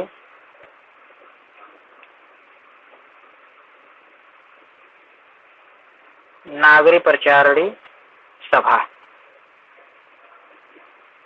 नागरी प्रचारणी सभा। ठीक है, नागरी प्रचारणी सभा काशी। ये क्या है? प्रकाशक संस्था है। प्रकाशक संस्था जो है नागरी प्रचारणी सभा है। ठीक है, और क्या लिखे थे उसमें? इतना ही लिखे थे। नीचे स्टोरी लिख लीजिए, थोड़ा कैसे इन्होंने इतिहास ग्रंथ लिखा उसको लिखिए। बस इतना हो गया। नीचे लिखेंगे फरवरी 1916 ईस्वी में, फरवरी 1916 ईस्वी में नागरी प्रचारणी सभा काशी ने 1916 ईस्वी में नागरी प्रचारणी सभा काशी ने लिखेंगे आप लोग, बड़ा लेख है थोड़ा। तो फरवरी 1916 ईस्वी में नागरी प्रचारणी सभा काशी ने श्याम सुंदर दास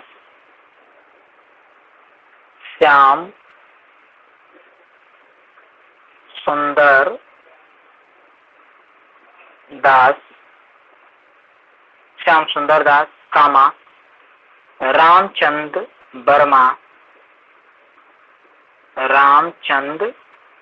वर्मा और और आचार्य रामचंद्र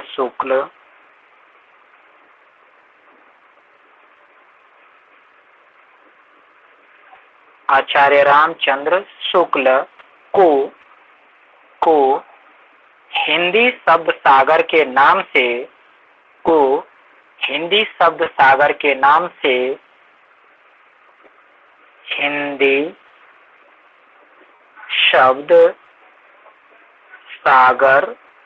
शब्द सागर के नाम से हिंदी शब्द सागर के नाम से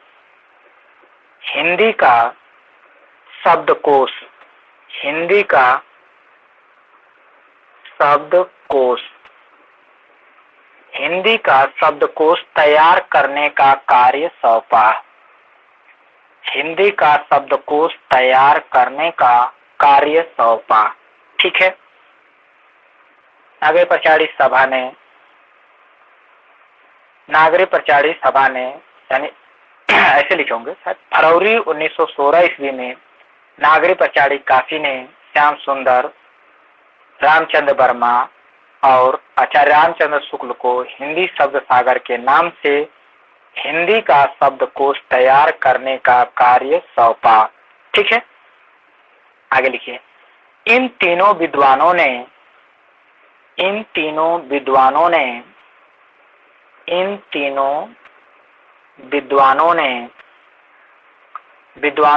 यह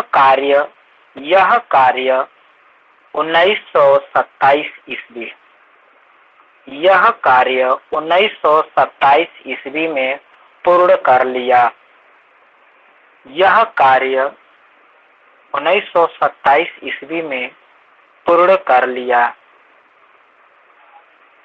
हिंदी शब्द सागर के 10 खंड थे। हिंदी शब्द सागर के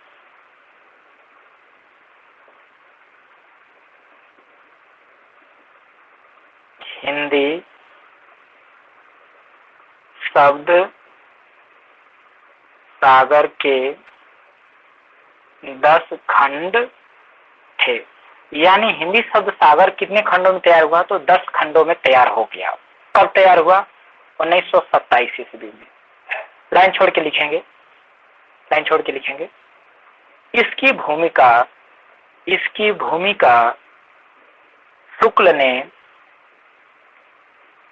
इसकी भूमिका शुक्ल ने हिंदी साहित्य का विकास नाम से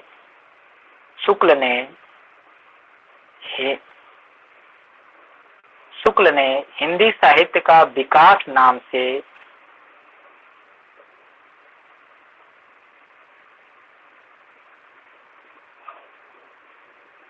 हिंदी साहित्य का विकास नाम से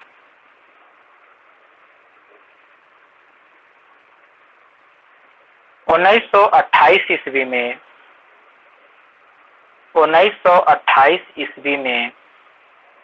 पूर्ण की।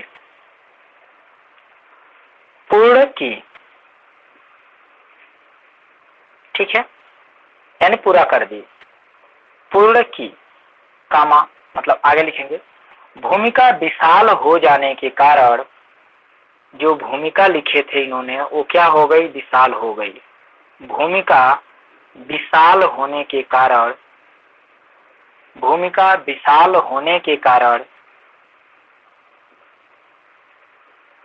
इसी को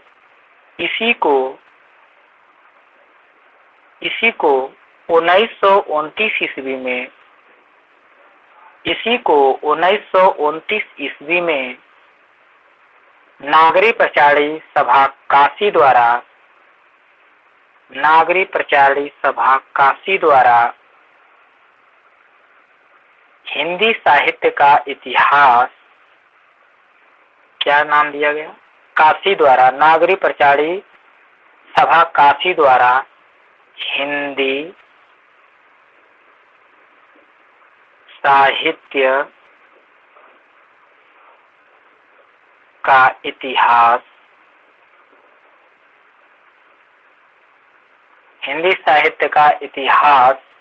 नाम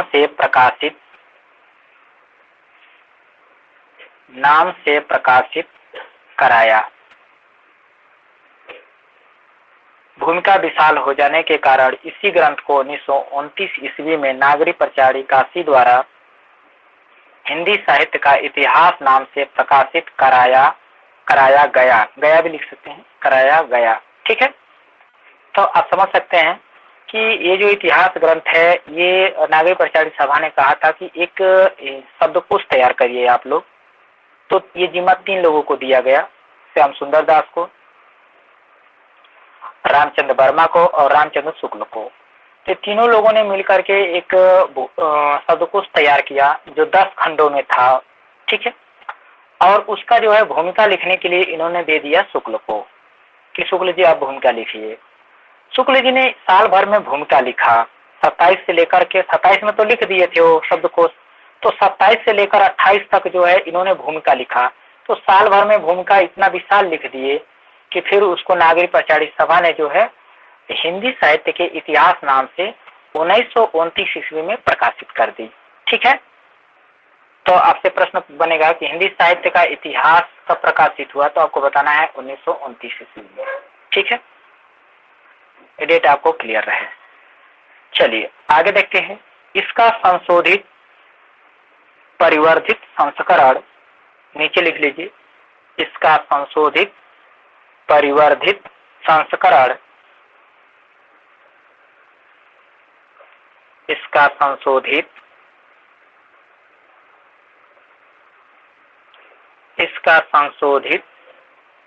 परिवर्धित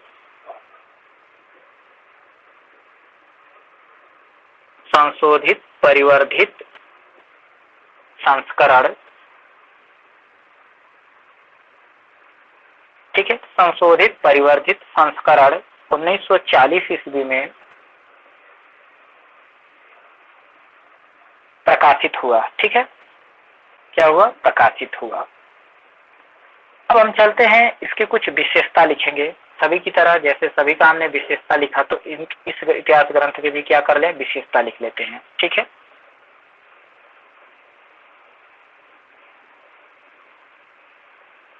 तो देखिए इसकी विशेषता।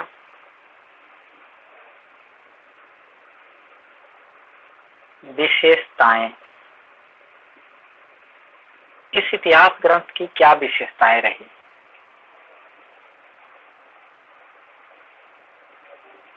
लिखेंगे इसे, पहला लिखेंगे इसे सही अर्थों में,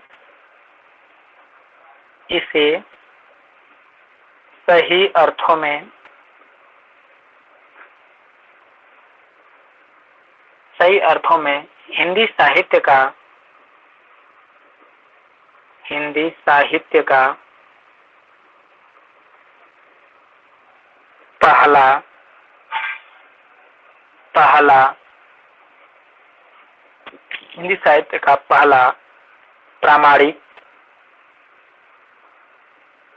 प्रामाणिक इतिहास ग्रंथ माना जाता है।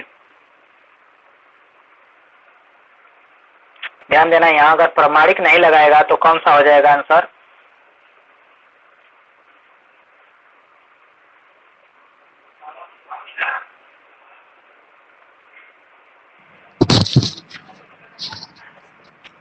सर गार्था दत्तासी वाला। अगर मैं हाँ गार्था दत्तासी का हो जाएगा। ठीक, अगर हम इसको हटा दें, केवल किसको हटा दें, इसको हटा दें, ठीक है, ये न रहे तो इसी लाइन का आंसर यहाँ क्या हो जाएगा, गलत हो जाएगा। ये गार्था दत्तासी के लिए सही होगा। सही अर्थों में हिंदी साहित्य का पहला इतिहास ग्रंथ किसे माना जाता है, तो गार्था दत्तासी का। लेकिन वो प्रामाणिक नहीं है, बस यही फर्क है इसमें और उसमें, बस इतना ही फर्क है कि वो प्रामाणिक नहीं है और ये क्या है, प्रामाणिक है।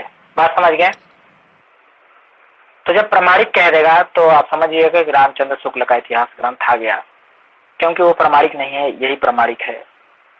चलिए दूसरा देखिए, यह विधेयवादी पद्धति में, यह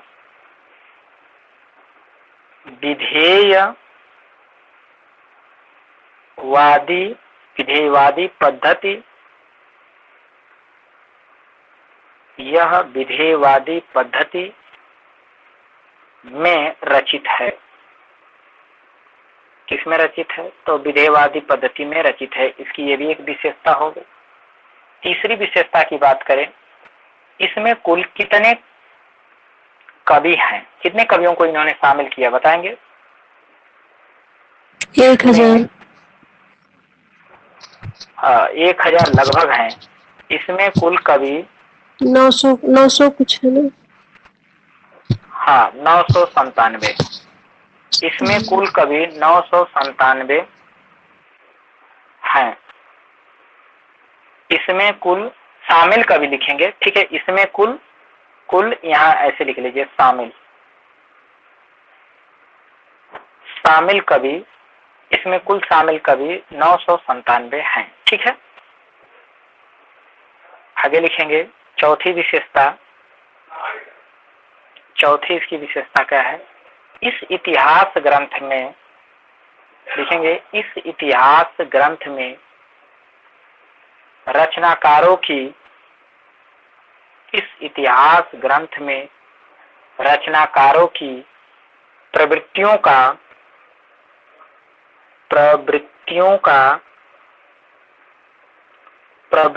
का विश्लेषण भी किया गया है। प्रवृत्तियों का विश्लेषण क्या किया गया है? प्रवृत्तियों का विश्लेषण भी किया गया है। अगली विशेषता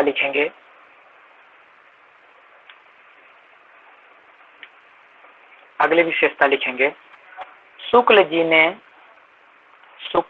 ने हिंदी साहित्य का आरंभ, शुक्ल जी ने हिंदी साहित्य का आरंभ किससे माना है बताएंगे? जैन साहित्य से, रासो साहित्य से, सिद्ध साहित्य से, किससे माना है? या नाथ साहित्य से? बताएंगे। चारों ऑप्शन है आपके पास। शुक्ल जी ने हिंदी साहित्य का आरंभ किससे माना है? नाथों से। नहीं, नाथों से नहीं माने। चलिए लिखिए, शुक्ल जी ने हिंदी साहित्य का आरंभ सिद्ध साहित्य से माने हैं।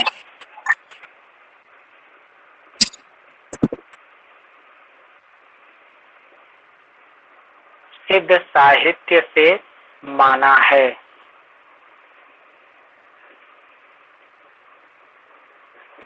अच्छा, गणपति चंद्रगुप्त किससे माने हैं बताएंगे? गणपति चंद्रगुप्त हिंदी साहित्य के इतिहास का आरंभ किससे माने हैं?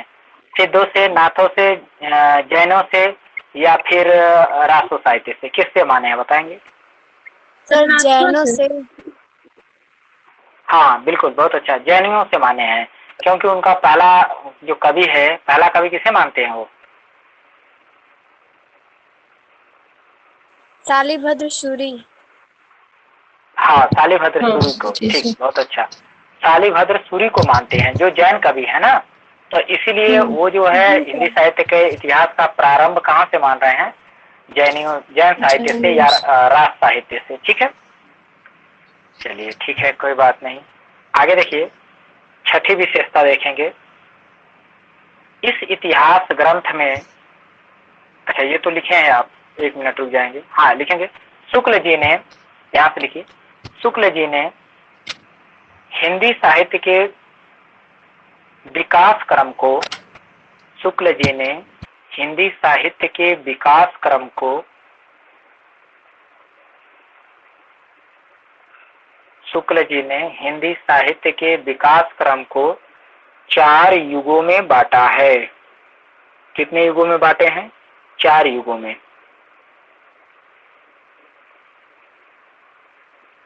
ठीक है। तो शुक्ल जी ने हिंदी साहित्य के इतिहास के, हिंदी साहित्य के विकास क्रम को, हिंदी साहित्य के विकास क्रम को 4 युगों में बांटा है। तो अभी आपने पढ़ा मिश्र बंधुओं ने कितने युगों में बांटा? 11 सर 5 में आता है, 5 में 5 में, 11 नहीं, 11 मुख्य रूप से 5। जी 5 ही बताना ही है। हाँ ठीक। तो गिरियर्सन ने उनको 11 भागों में, ठीक है, 11 युगों में या 11 भागों में बांटा। किसने बांटा? गिरियर्सन ने, ठीक है। मिश्र बंधु 5 भागों में बांटे, मिश्र बंधु 5 भागों में। और शिव सिंह सेंगर कितने भागों में बांटा?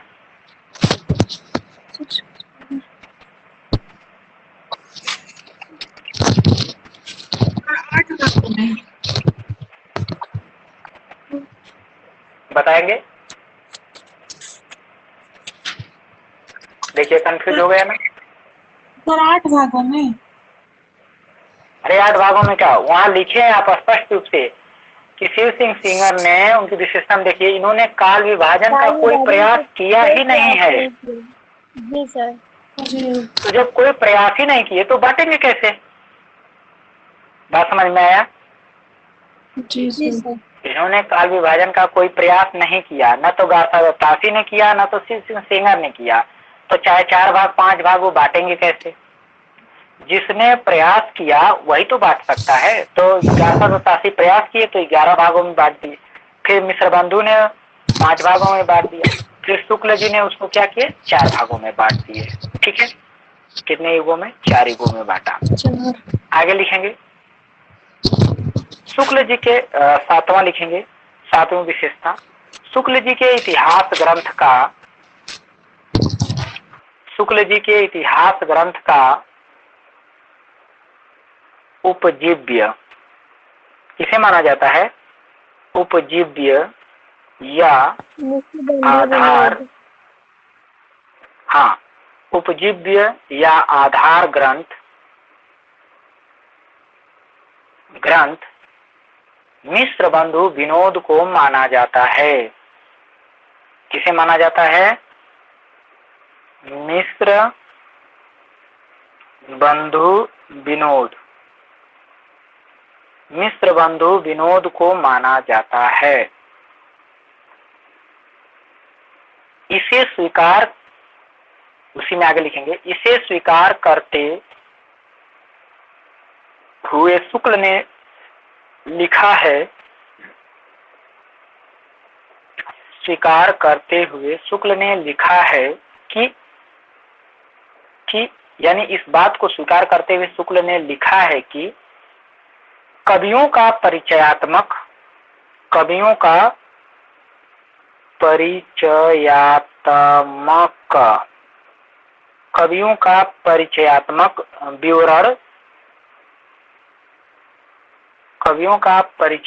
विवरण मैंने मिश्र बंधु विनोद से ग्रहण किए हैं, मिश्र बंधु विनोद से ग्रहण किए हैं, ठीक है।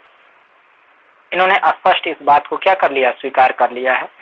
तो इसीलिए आपसे जब भी प्रश्न पूछे कि शुक्ल जी के इतिहास ग्रंथ का उपजीव्य ग्रंथ किसे माना जाता है या उपजीव्य आधार किसे माना जाता है, तो मिश्र बंधु विनोद, ठीक है। आगे लिखेंगे, नोट करके लिख लेंगे, इंपॉर्टेंस है ये विशेषता उनकी, तो नोट में लिखेंगे। इसको लिखेंगे हिंदी साहित्य में आलोचनात्मक पद्धति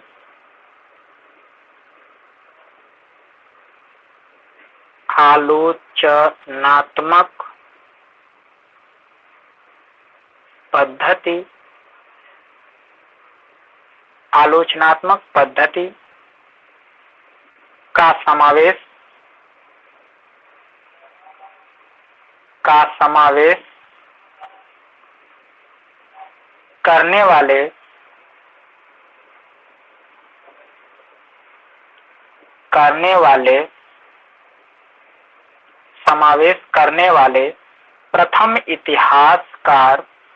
प्रथम इतिहासकार मिश्र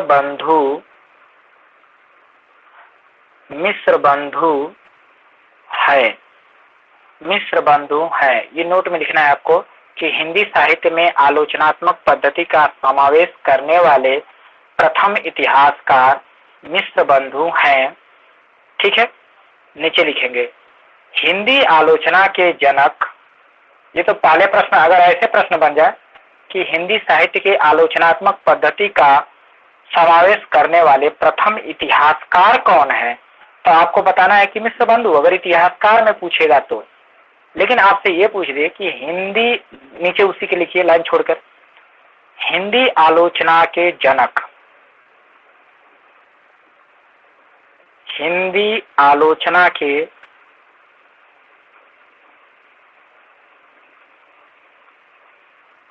हिंदी आलोचना के जनक, तो आपको बताना है बालकृष्ण भट्ट हैं। बालकृष्ण भट्ट, बालकृष्ण भट्ट हैं। नीचे लिखेंगे लाइन छोड़ करके, साहित्य आलोचना के, यही चीज आपको पकड़ना है। ये जैसे लाइन दिया ना ऐसे ही लाइन में आएगा, ऐसे ही आंसर देना है आपको। साहित्य आलोचना के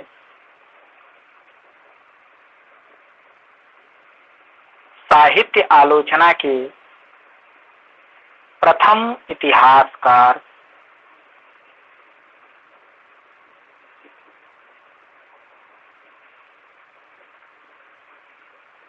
प्रथम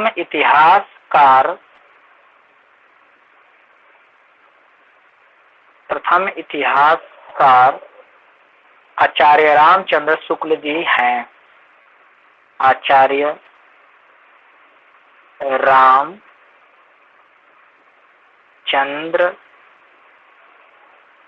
शुक्ल जी हैं। तो अब देखिए लाइन ऐसे ही आनी चाहिए, साहित्य आलोचना, यानी साहित्य में आलोचना जो प्रविष्ट किया वो कौन है। तो देखिए आलोचना मतलब साहित्य और आलोचना में अंतर है। एक साहित्य आलोचना और एक जो है आलोचना का मतलब समगम का आलोचना कर देना। तो इतिहास में आलोचना जो है श्रेणी के हिसाब से बांट दिए तो थोड़ा सा आलोचना किए, लेकिन वो आलोचना साहित्यिक आलोचना नहीं थी, ठीक है। और बालकृष्ण भट्ट जो आलोचना लिखे, आलोचना के जनक माने जाते हैं, तो ये हिंदी आलोचना के जनक है, इन्होंने आलोचना किया, ठीक है। लेकिन साहित्यिक आलोचना किसने किया? अगर साहित्य आलोचना की बात किया जाए तो साहित्यिक आलोचना के प्रथम इतिहासकार तो ये रामचंद्र शुक्ल होंगे, ठीक है। ये इन्होंने सही ढंग से किया, बात समझे।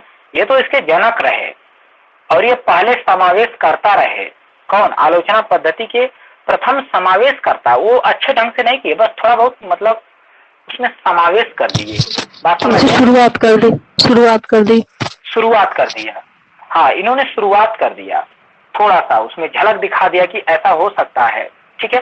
लेकिन ये इन्होंने, ये समझ लीजिए, ये जानबूझ करके आलोचना नहीं की, इनको पता नहीं था कि ये आलोचना हो रहा है, बात समझ क्या। लेकिन इन्होंने लिखा तो वो आलोचना दिखाई देने लगा कि इन्होंने आलोचना कर दी, बात समझ गया। लेकिन बालकृष्ण भट्ट ने जो है आलोचना जानबूझ करके किया है, ठीक है। ये तो अनजाने में हो गया, समावेश हो गया। यहाँ ये जानबूझ करके आलोचना किए, किसका किए थे बताएंगे? सच्ची समालोचना। हाँ, किसका किए थे? संयोगिता स्वयंवर। हाँ, संयोगिता स्वयंवर का इन्होंने क्या कर दिया? आलोचना कर दिया, ठीक है। तो ये जानबूझ करके आलोचना किए, इसीलिए इनको आलोचना के जनक माने गए, ठीक है। हिंदी आलोचना के क्या माने गए? जनक माने गए। लेकिन साहित्यिक दृष्टि से यानी अच्छे ढंग से आलोचना किसने किया? साहित्यिक ढंग से यानी साहित्य आलोचना के प्रथम इतिहासकार अगर पूछा जाए तब आपको रामचंद्र शुक्ल ही बताना है, ठीक है जी।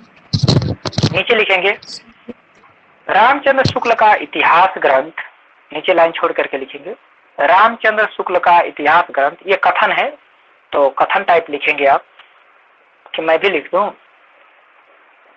थोड़ा सा बड़ा कथन है, लिखेंगे रामचंद्र शुक्ल का इतिहास ग्रंथ।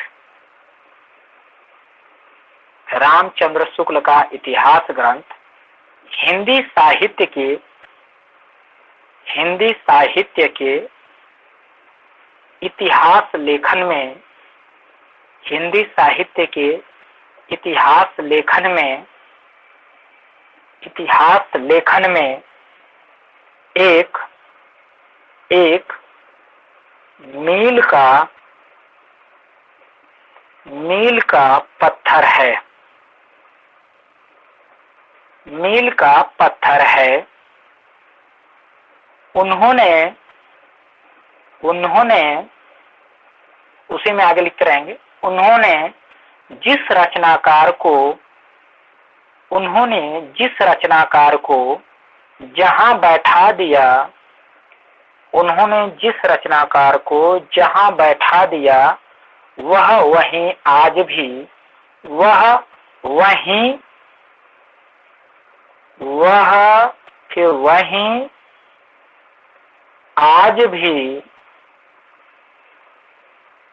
आज भी बैठा हुआ है। वह वहीं आज भी बैठा हुआ है। कामा लगा के लिखेंगे। जो प्रवृत्ति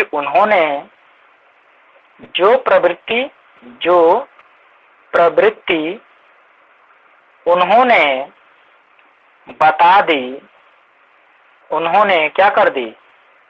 बता दी। जो प्रवृत्ति उन्होंने बता दी, प्रकारांतर लिखेंगे।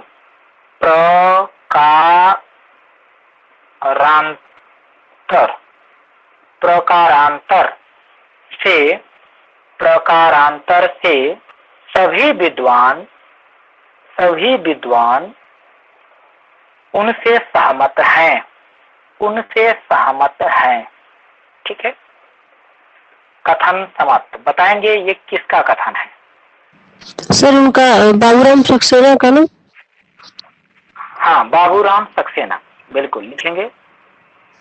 बाबूराम सक्सेना, मील का पत्थर कहाँ? सक्सेना। ठीक है, बाबूराम सक्सेना, बाबूराम सक्सेना का ये कथन है। ठीक है,